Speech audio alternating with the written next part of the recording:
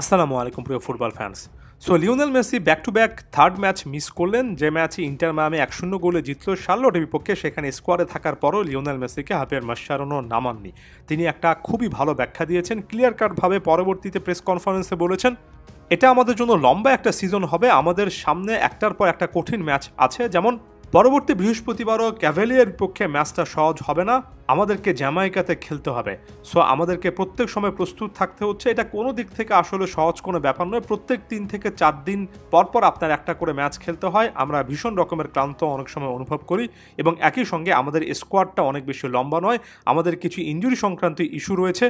এই সিচুয়েশনে আমরা দুটো জিনিসের যে কোনো একটা করতে পারি, হয় আমরা এটাকে একটা অভিযোগ আকারে দেখাতে পারি অথবা রেজাল্টে ফোকাস করতে পারি। আমরা এই মুহূর্তে রেজাল্টে ফোকাস করছি। লিওনেল মেসিকে এ ম্যাচও আমরা বিশ্রামে রাখার সিদ্ধান্ত নিয়েছি, কারণ দেখুন, প্রথমে যখন 10 জনের দল হয়ে যায় তখন আসলে এর আগে তাকে মিনিট দেওয়ার যে চিন্তাভাবনা আমরা করেছিলাম সেখান থেকে সরে এসেছি। আমাদের কাছে মনে হয়েছে লিওনেল মেসিকে এই মুহূর্তে প্রিজার্ভ করার জন্য এটা সবচেয়ে বেস্ট ডিসিশন। অর্থাৎ এখানে হাবিয়ার মাসচারানোর পুরো কথাটাকে যদি আপনি ভেঙে ভেঙে দেখেন, তাহলে প্রত্যেক 3-4 দিনের মধ্যে ইন্টার মায়ামির যে একটা করে ম্যাচ খেলতে হবে, এটা যে একটা বড় ধকলের ব্যাপার। এটা যে শুধুমাত্র লিওনেল মেসির জন্য নয়, পুরো দলের জন্য একটা বিশাল রকমের চিন্তার জিনিস, সেটা তিনি কিন্তু একেবারে ক্লিয়ার কাটভাবে বলেছেন।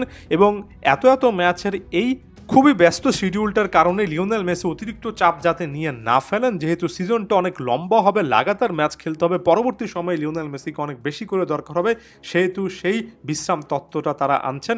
এর পাশাপাশি হাবিয়ার মাসচারানো এটাও কিন্তু বলেছেন যে লিওনেল মেসিকে গেম টাইম দেবেন, এই জিনিসটা ভেবেছিলেন, কিন্তু শেষ পর্যন্ত দলটা যেহেতু 10 জনের হয়ে যায়, দলটাকে আরও বেশি করে ডিফেন্সিভলি সলিড রাখার তিনি চেষ্টা করেছেন। রেজাল্টটা তার পক্ষে এসেছে, এটা নিয়ে অভিযোগ করার কোনো কারণ নেই। এখন আমরা ইন্টার মায়ামির ওভারঅল ফিকচারটা যদি দেখি বাংলাদেশের সময় অনুযায়ী, যেমন এই মার্চের কথা চিন্তা করেন, মার্চের 3 তারিখে হিউস্টন ডায়নামোর বিপক্ষে ইন্টার মায়ামির একটা ম্যাচ ছিল। তারপরে 3 দিনের ব্যবধানে মার্চের 7 তারিখে ক্যাভালিয়ার বিপক্ষে কনকাকাফ চ্যাম্পিয়ন্স কাপের round of 16 first leg inter Miami খেলে। তারপর 2 দিনের ব্যবধানে শার্লটের বিপক্ষে এই ম্যাচটা ছিল, এবং শার্লটের বিপক্ষে এই ম্যাচটা যখন শেষ হলো তার ঠিক 3 দিন পরে আরও একবার তাদের সময় অনুযায়ী বৃহস্পতিবার, আমাদের সময় অনুযায়ী শুক্রবার সকাল 6টা বাজে কিন্তু ক্যাভালিয়ার বিপক্ষে ম্যাচ রয়েছে। অর্থাৎ মার্চের 14 তারিখে 2 দিনের ব্যবধানে আবার মার্চের 17 তারিখে আটলান্টা ইউনাইটেড বিপক্ষে আরও একটা অ্যাওয়ে ম্যাচ রয়েছে। অর্থাৎ এখানে টানা আপনি 3 থেকে 17 এই তারিখগুলোতে যদি ফোকাস করেন, 2 সপ্তাহের মতো সময়, এই 2 সপ্তাহের মতো সময়ে ইন্টার মায়ামিকে 5টার মতো ম্যাচ খেলতে হচ্ছে, এবং এটা সত্যিকার অর্থে অনেক কষ্টকর। এই লাগাতার চাপটা আসলে নেওয়ার লিওনেল মেসির দরকার নেই, যদি না আসলে দলের সেই মুহূর্তে প্রয়োজন পড়ে। এই যে 14-15 দিনের মধ্যে আপনি 4টা-5টা করে ম্যাচ খেলবেন, এটাই কিন্তু আসলে এমএলএস, এবং এমএলএসের পুরো সিজন জুড়ে কিন্তু এই জিনিসটা আমরা দেখব। তাই লিওনেল মেসি আরও অনেক ম্যাচ মিস করবেন, এটাই বাস্তবতা।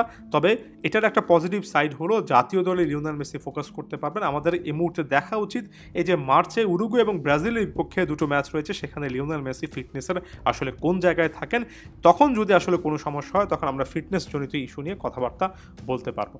এখন ইন্টার মায়ামির এই ম্যাচের রেজাল্টের বেলায় আসি। তাদিও আইয়েন্দে একটা দুর্দান্ত গোল করেছেন, লুইস সুয়ারেজ গোলটা করিয়েছেন। এখানে আইয়েন্দে যেভাবে সুয়ারেজের সঙ্গে লিঙ্ক আপ করেছেন, পরবর্তীতে যেভাবে ফিনিশ করে এসেছেন, তাদিও আইয়েন্দে কিংবা সেগোভিয়া যে নতুন প্লেয়ারে এসেছেন মিডফিল্ড টু ফাইনাল থার্ডে, তাদের পারফরমেন্সটা এখন পর্যন্ত আপ টু দ্য মার্ক বলে মনে হচ্ছে, অর্থাৎ পজিটিভ মনে হচ্ছে।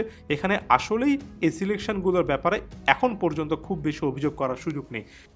ডিফেন্সিভলি ইন্টার মায়ামি একটু হলো বেটার ফুটবল খেলছে, যদিও আমি এটাকে একেবারে জিংস করতে চাই না, আরও অনেক ম্যাচ আসলেই দেখতে চাই, তারপর আসলে বলতে চাই একটা দুটো ক্ষেত্রে ভাগ্য অথবা পক্ষে ছিল, তবে ওভারঅল ডিফেন্সিভলি পারফরমেন্সটি একটু বেটার বলে রেজাল্টগুলো কিন্তু পক্ষে আসছে। এবং শেষ পর্যন্ত আপনার রেগুলার সিজন বা এমএলএস কাপে কোয়ালিফাই করার জন্য এই টাইপের 1-0 গোলের রেজাল্ট অনেক ইম্পর্ট্যান্ট, এগুলোকে আসলেই খুব পজিটিভলি নিচ্ছি।